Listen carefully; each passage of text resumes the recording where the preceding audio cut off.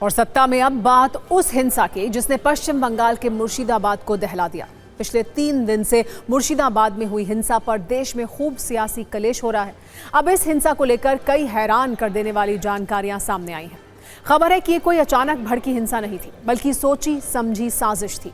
इसके लिए लंबे वक्त से प्लानिंग हो रही थी। सूत्रों से मिली जानकारी के मुताबिक ये हिंसा एक इंटरनेशनल साजिश का हिस्सा थी। हिंसा वाली इस चिंगारी को तुर्की से हवा दी गई। इस आग में घी डाला बांग्लादेश ने और लपटें उठी मुर्शिदाबाद में। अब जांच एजेंसियों ने इस हिंसा की तह में जाकर साजिश की परतें खोलनी शुरू कर दी हैं, जिससे पता चला है कि यह साजिश बांग्लादेश में रची जा रही थी और फंडिंग तुर्की से हो रही थी। वैसे तो टारगेट पर रामनवमी का पर्व था, लेकिन रामनवमी पर सुरक्षा तैयारियों को देखते हुए प्लान में बदलाव किया गया। इस पूरे मामले में सूत्रों से और भी कई हैरान करने वाली जानकारियां मिली हैं। जानकारी के मुताबिक इस हिंसा की स्क्रिप्ट 3 महीने पहले से लिखी जा रही थी, जिसके लिए तुर्की से पैसा आ रहा था। साजिश में बांग्लादेश के आतंकी संगठन अंसारुल बांग्ला के शामिल होने का शक भी है। बताया जा रहा है कि अंसारुल बांग्ला से जुड़े 2 आतंकी मुर्शिदाबाद भी आए थे, जिन्होंने बाकायदा हमला करने वालों को चुना। ज्यादातर कम उम्र के लड़के चुने गए ताकि वो पथराव के बाद आसानी से भाग सकें। इस पूरी साजिश का मकसद बांग्लादेश जैसी हिंसा और लूट को अंजाम देना था। इसके लिए तुर्की से जो पैसे आए थे, उनमें से हर हमलावर को 500-500 रुपए दिए गए। पश्चिम बंगाल के मालदा में आम के बगीचों में 3 महीने तक हमलावरों को ट्रेनिंग दी गई। रेल पटरी और सरकारी संपत्तियों को टारगेट करने का प्लान बनाया गया। हिंदुओं की हत्या की साजिश रची गई थी।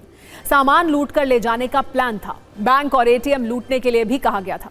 सूत्रों के हवाले से यह भी जानकारी है कि पहले रामनवमी पर हिंसा का प्लान था, लेकिन सुरक्षा सख्त होने से प्लान बदला गया। अब वक्फ कानून के विरोध के बहाने जब ट्रिगर पॉइंट मिला तो हिंसा की गई।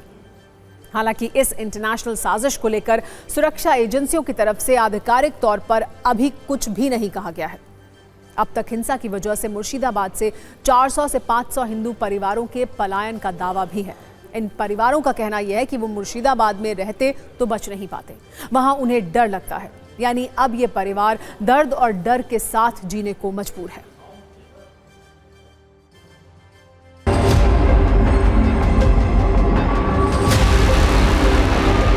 जान বাঁচিয়ে এসেছে, আমাদের টাকা পয়সা লুটে নিয়েছে, আমাদের ইজ্জতও আর লুটতে চাইছে। কি অবস্থা, সব বাড়ি ঘর পুড়িয়ে দিয়েছে, গলায় হেসা লাগিয়ে দিয়েছে। 8 মাসের গর্ভবতী একজন আসছে, 3 দিনের বাচ্চা নিয়ে, সেজারের বাচ্চা কি করে আসলো? কোথায় এরা কোথায় খাবে? আমাদের লোকটা বলছে, পার্টির লোকরা, যে তোমরা যে রান্না বান্না করে খাও। আমরা সব हम लोगों को शांति चाहिए, सुरक्षा चाहिए और परमानेंट सेंट्रल फोर्स का सुरक्षा चाहिए, कैंप चाहिए यहाँ पर।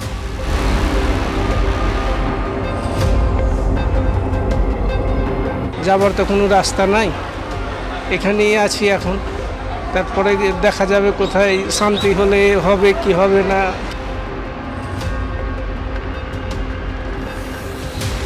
6-7 लाख रुपया का सामान था सर, पूरा एकदम डैमेज कर दिया है। कुछ हमको दीजिएगा प्रशासन ने, तो हम दुकान खुल पाएंगे, नहीं तो हमारा जो बाल बच्चा है भूखा मर जाएगा सर। ये पूरा जो मामला है, इसका जो पैसा है वो टार्की से आया था। ये जो अटैक प्लान किया गया था, करीब 3 महीना पहले ये अटैक प्लान किया गया था, जहां पे साफ साफ ये दिखाई दे रहा है कि करीब 200 से 300 लोगों को ऐसे मुर्शिदाबाद के अलग अलग जगह पे आम के जो बगीचे हैं उनके अंदर ट्रेन किए गए थे और वहाँ पे उनको कहा गया था आप जितना लूट करेंगे उतना आपको पैसा दिया जाएगा। मुर्शिदाबाद की हिंसा ने जिन परिवारों को पलायन पर मजबूर किया, उन लोगों की उम्मीद धुएं में उड़ चुकी है और जमीन पर सिर्फ राख बची है। जिन्होंने ये आग लगाई, उन्हें कोई पछतावा नहीं है। हालांकि इस मुद्दे को दिए जा रहे सियासी बयानों में भी खूब आग है।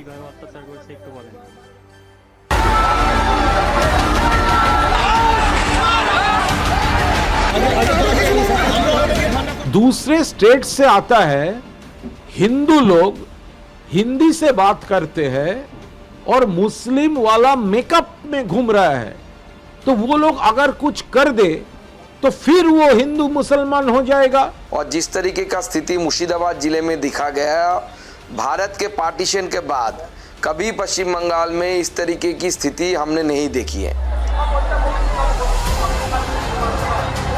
नहीं कोई घर छोड़कर नहीं जाए, सब घर वापस आ रहे हैं। यहाँ पे जो भी हो रहा है हम लोग एक साथ सब मिल करके अपना जो पहले जो हम लोग थे वैसे ही रहेंगे। 100 কোটি টাকার প্রপার্টি নষ্ট করেছে হিন্দুদের, এটা লাস্ট লড়াই আমি বলে গেলাম। People were killed. Police were not present. Despite repeated requests from the villagers, for 4 to 5 hours, police allowed the rioters to do this mayhem. And this is the sign in entire village is there.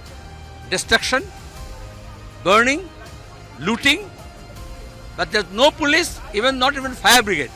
इन दंगाइयों का उपचार ही डंडा है, बिना डंडे के मानेंगे नहीं। आप देख रहे होंगे बंगाल जल रहा है, वहां की मुख्यमंत्री चुप है, दंगाइयों को शांति दूत कहती है। कत्ल में दर्ज हुआ है बहुत सारे घायल लोगों गोली से सामदरगाजी घटना की चलते, लेकिन पुलिस छुपा रहे हैं, कुछ कहते नहीं, सरकार पुलिस कुछ कहते नहीं। सारे सीमावर्ती जिले पे एंटी इंडियन प्रोपगेशन चल रहे हैं, आज से नहीं, पिछले 8 साल से खड़ा होकर बयान दे रहे हैं।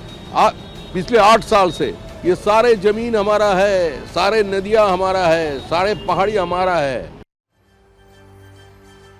इस हिंसा पर पश्चिम बंगाल की सीएम ममता बनर्जी ने भी बयान दिया। उन्होंने कहा कि विरोध का हक सबको है, लेकिन कानून हाथ में लेने का अधिकार किसी को नहीं है। বাট প্লিজ দয়া করে সে যেই হোক, ABCDEFG যেই বা হোক, আইন কখনো হাতে তুলে নেবেন না। আইনের জন্য তো আইনের রক্ষক আছে, আইনের ভক্ষক তো দরকার নেই। তাই আপনাদের অনুরোধ করব, কেউ কেউ প্ররোচনা দেবে কোনো ব্যাপারে, কিন্তু প্ররোচিত হবেন না। প্ররোচনার সময় যে মাথা ঠান্ডা রাখে সেই তো আসল জয় করে। মন্দির বলুন, মসজিদ বলুন, গুরুদ্বারা বলুন, গির্জা বলুন, আমি আবার বলি, ধর্ম যার যার আপনার, উৎসব কিন্তু সবার। আমরা সবাই সব উৎসবে মিলিত হই।